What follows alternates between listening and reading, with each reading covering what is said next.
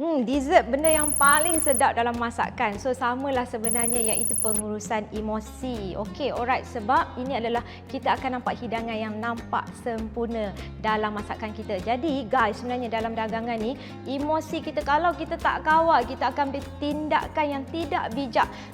Itu yang jadi apa? Semua pakat menempah margin call dalam dagangan anda. So apa yang perlu anda lakukan? Pertama, kena kawal lah sifat tamak tu. Jangan ikut sangat perasaan tamak ya, kerana pasaran memang akan naik dan turun. Nombor 2 guys, sebenarnya teknik berdagang kena ada confirmation yang sah baru anda masuk pasaran. Nombor 3, pengurusan risiko dan ganjaran. Ini yang penting. Saya kata apa? Kena manage risk. Kalau tidak, kita akan nampaklah hidangan kita tu jadi hangus.